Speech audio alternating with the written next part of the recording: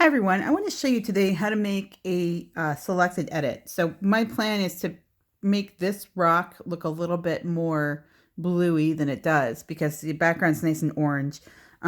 Typically what I do when I start off on one of these is if I'm going to make any global edits, I do that first. So I'm taking a look at the image right now, and I think I'm going to just up the saturation a little bit and make this table just a little bit more orange. I think I'll also go to my effects and just kind of mess around a little bit with some of this stuff. So I always make my global edits first. If I'm going to crop or do anything else to the image, play around with the exposure and the contrast, I'll do that first. All right, so now that I have that, and I'm pretty happy with what I've got in terms of the image here. I think I'm going to bring my whites down a little bit because this is a little bit too bright over here. So, selected edit. You click on this right here, and then you have to decide where and what kind of selected edit to add. So this is a brush, this is a radial gradient, and this is a linear gradient. I'm going to use a brush, and I'm going to paint over where the rock is. Now, something important you need to realize, these matter. This first tool right here, if I hold on it, and if you look up here when I'm doing this, you can see the brush can get bigger or smaller depending on where I grab it. Now, the one below that is the feather. So if I have it be less of a feather, it's going to give me more of a harsh edge or more of a gentle edge. And the last one is how opaque is it? So do I want it to be more opaque or less opaque? That's really up to me.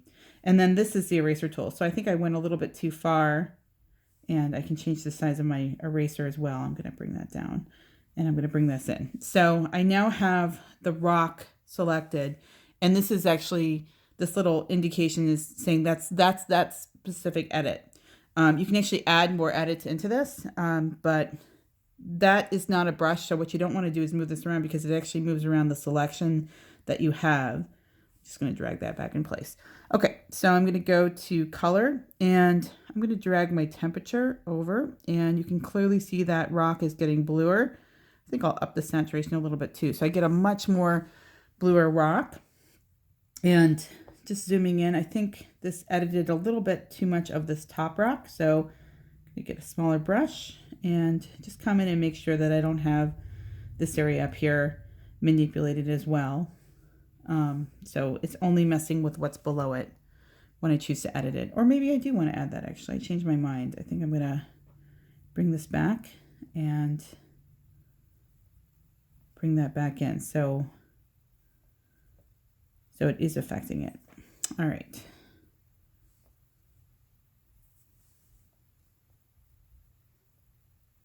Actually, I reset. Okay. So, and that's pretty much it. And I'm just going to hit done down here, and I can see my edit. I can always go back and change it. So if I click on this again, you can see the edit is there.